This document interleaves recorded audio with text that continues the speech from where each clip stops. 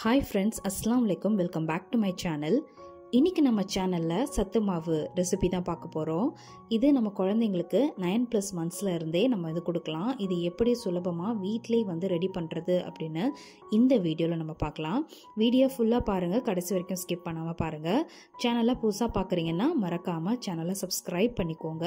பக்கத்தில் இருக்கிற பெல் ஐக்கானையும் மறக்காமல் கிளிக் பண்ணிக்கோங்க. அப்போ தான் நான் போடுற வீடியோஸ் எல்லாமே உங்களுக்கு நோட்டிஃபிகேஷன்ஸில் வரும். இப்போ வாங்க நம்ம வீடியோக்குள்ளே போகலாம்.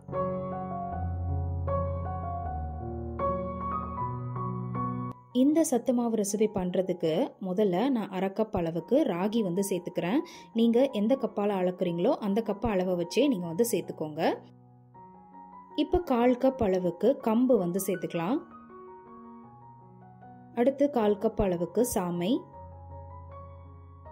அடுத்து 1/4 கப் அளவுக்கு வரகு, இது கூட நீங்கள் 1/4 கப் அளவுக்கு திணை, அப்புறம் 1/4 கப் அளவுக்கு குதிரைவாளி, இது இருந்தால் அதுவும் நீங்கள் சேர்த்துக்கலாம். இப்போ நான் வந்து அதை சேர்த்துக்கல. இப்போ இது ஒரு 5-6 தடவை தண்ணி சேர்த்து இந்த மாதிரி நல்லா பெனஞ்சு இதை வந்து நல்லா கழுவி எடுத்துக்கோங்க. இதில் வந்து நிறைய தூசி துரும்பு வந்து இருக்கும்.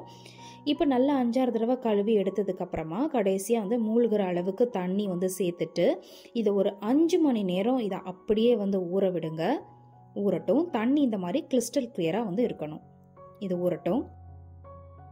அடுத்து ஒரு 1/4 கப் அளவுக்கு முழு கோதுமை வந்து எடுத்திருக்கேன், அதையும் சேர்த்துக்கோங்க. அடுத்து ஒரு 1/4 கப் அளவுக்கு கொள்ளு,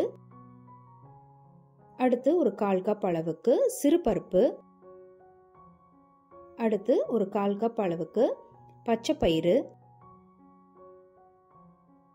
அடுத்து 1 கப் அளவுக்கு சிகப்பு அரிசி வந்து சேர்த்துருக்கேன். நீங்கள் சிகப்பு அரிசிக்கு பதிலாக நீங்கள் சாதாரண வீட்டில் பொங்குற அரிசி இருந்தால் கூட சேர்த்துக்கலாம். அடுத்து ஒரு 1/4 கப் அளவுக்கு பார்லி, இது எல்லாத்தையும் சேர்த்துட்டு இதையுமே நல்லா கழுவி அலசி எடுத்து வச்சுக்கோங்க. அடுத்து ஒரு 1/4 கப் அளவுக்கு நான் தொளி உளுந்து வந்து எடுத்திருக்கேன். இதை வந்து தனியாக வந்துட்டு சேர்த்துட்டு இதை வந்து கழுவி எடுத்துக்க போகிறேன். சிகப்பு அரிசி ரொம்ப நல்லது. அது குழந்தைங்களுக்கோட டைஜஷனுக்கு, அப்புறம் வயிற்றில் ஏற்படக்கூடிய இன்ஃபெக்ஷன்ஸ் வராமல் இருக்கிறதுக்கு, அதுக்கு எல்லாத்துக்குமே ரொம்பவே நல்லது. இப்போ இந்த உளுந்து கூட நான் ஒரு 15 அளவு பாதாமையும் சேர்த்து அதையும் கழுவி எடுத்துக்கிட்டேன். இப்போ இந்த நம்ம இது எல்லாத்தையுமே வந்துட்டு வெயிலில் நல்லா வந்து காய வச்சு எடுத்துக்கலாம். இது நல்லா ஒரு நாள் ஃபுல்லாக வெயிலில் வந்து நல்லா காயணும். இது நல்லா அப்படி காயட்டும்.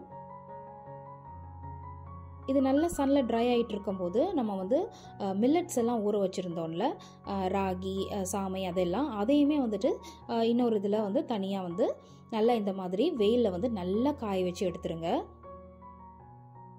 இப்போ இந்த கோதுமை, இந்த பாதாம் இதெல்லாம் வந்து ஊற வச்சு நம்ம காய வச்சுருந்தோம்ல, இதை வந்துட்டு நல்லா வந்து ஒரு பேனில் லோ சிம்மில் வச்சு இதை நம்ம நல்லா வந்து சூடு ஏற இதை வந்து வறுத்து எடுத்துக்கணும்.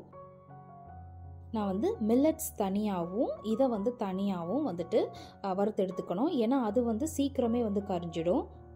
இப்போ இது நல்லா சூடு ஏறுற அளவுக்கு இந்த மாதிரி வறுத்ததுக்கப்புறமா ஒரு பிளேட்டில் இந்த மாதிரி ஃபேன் கீழே இந்த மாதிரி காய விட்டுடுங்க. இப்போ ஒரு 1/4 கப் அளவுக்கு பொட்டுக்கடலை வந்து சேர்த்துக்கலாம். அப்புறம் ஒரு 15 போல் முந்திரி, ஒரு 15 போல் பிஸ்தா, ஒரு 4 ஏலக்காய், இதெல்லாத்தையும் சேர்த்துட்டு இதையும் சூடு ஏறுற அளவுக்கு நல்லா வந்து வறுத்து எடுத்துக்கலாம். அடுப்பை வந்து சிம்மிலே வச்சு வறுத்துக்கோங்க. அதையும் வந்து பிளேட்க்கு ட்ரான்ஸ்ஃபர் பண்ணிவிடுங்க. இதுவும் வந்து ஆறட்டும். அப்புறமா நம்ம வந்து இந்த தானியங்கள் எல்லாத்தையுமே, மில்லட்ஸ் எல்லாத்தையுமே வந்துட்டு நம்ம காய வச்சோம்ல, அதையுமே வந்து நல்லா சிம்மில் வச்சு சூடு ஏறுற அளவுக்கு இதையுமே வந்து வறுத்து எடுத்துக்கலாம். இதையுமே வறுத்துட்டு இதையும் வந்து பிளேட்க்கு ட்ரான்ஸ்ஃபர் பண்ணிடலாம். இதுவும் வந்து நல்லா ஆறுனதுக்கு அப்புறமா ரைஸ் மில்லில் கொடுத்து நீங்கள் அரைச்சி எடுத்துக்கிட்டாலும் சரி, இல்லை நீங்கள் வீட்டிலே மிக்சியில் வந்து நல்லா பவுடராக வந்து அரைச்சிக்கிட்டாலும் சரி. சத்து மாவு குழந்தைக்குன்னு சொல்லி நல்லா வந்து மையாக வந்து அரைச்சி கொடுப்பாங்க. வீட்டிலே நீங்கள் அரைச்சிங்கன்னா நீங்கள் வந்து நல்லா அந்த சல்லடையில் வச்சு நல்லா வந்து சலிச்சு எடுத்துக்கோங்க. இப்போ இதுக்கு வந்து நான் கொஞ்சமாக கருப்பட்டி வந்து எடுத்திருக்கேன். ஒரு 1 டீஸ்பூன் அளவுக்கு கருப்பட்டி, அதில் கொஞ்சமாக தண்ணி சேர்த்துட்டு இதை நல்லா வந்து மிக்ஸ் பண்ணி எடுத்துக்கோங்க. இப்போ இதை அடுப்பில் வச்சுட்டு நல்லா லைட்டாக வந்து கொதிக்கிற அளவுக்கு இது வந்து சூடு ஏறட்டும். ஏன்னா இதில் வந்து தூசு துரும்பெல்லாம் இருக்கும். இப்போ நம்ம ரெடி பண்ணி வச்சுருந்த பவுடரை வந்துட்டு ஒரு 2.5 டீஸ்பூன் சேர்த்துட்டு நம்ம கருப்பட்டி காய்ச்சி வச்சுருந்தோம்ல, அதை ஸ்டெயின் பண்ணி இதில் வந்து சேர்த்து கட்டி இல்லாமல் ஃபஸ்ட்டு வந்து மிக்ஸ் பண்ணி எடுத்துக்கலாம். அதுக்கப்புறமா ஒரு அரை கிளாஸ் அளவுக்கு தண்ணி சேர்த்துட்டு இது கட்டி இல்லாமல் மிக்ஸ் பண்ணிவிட்டு அடுப்பில் வச்சு இந்த மாதிரி வந்து கட்டி இல்லாமல் கலந்து விட்டுட்டே இருங்க. இது கெட்டி பதமாக மாறும் பாருங்கள். இந்த ஸ்டேஜில் வரும் பொழுது நீங்கள் வந்து குழந்தைங்களுக்கு வந்து 9+ months பேபிஸ்லேருந்தே நீங்கள் இது கொடுக்கலாம். ரொம்பவே ஹெல்ப்ஃபுல்லான ரெசிபி இது. அதுக்கப்புறம் கொஞ்சமாக நெய் சேர்த்துட்டு இதை வந்து நல்லா மிக்ஸ் பண்ணி இது பேபிஸ்க்கு கொடுங்க. 1+ இயராக இருந்ததுன்னா நீங்கள் வந்து கவு மில்க் கூட கொஞ்சமாக சேர்த்து இது வந்து ஹெல்த் ட்ரிங்க் மாதிரியும் கொடுக்கலாம். இது 9+ months பேபிஸ்க்கு நீங்கள் டெய்லி இதை வந்து மார்னிங் இல்லைன்னா நைட்டு கூட நீங்கள் இதை ஃபீட் பண்ணலாம். ரொம்பவே ஹெல்ப்ஃபுல்லான ரெசிபி. கண்டிப்பாக இந்த சத்து மாவு ரெசிபி உங்கள் வீட்டில் ட்ரை பண்ணி பாருங்கள். ட்ரை பண்ணி பார்த்துட்டு எப்படி இருந்ததுன்னு மறக்காமல் கமெண்ட் செக்ஷனில் சொல்லுங்கள். இந்த வீடியோ உங்களுக்கு பிடிச்சிருந்தா கண்டிப்பாக லைக் பண்ணுங்கள், ஷேர் பண்ணுங்கள். சேனலை சப்ஸ்கிரைப் பண்ணலைன்னா மறக்காமல் சேனலை சப்ஸ்கிரைப் பண்ணிக்கோங்க. பக்கத்தில் இருக்கிற பெல் ஐக்கானையும் மறக்காமல் கிளிக் பண்ணிக்கோங்க.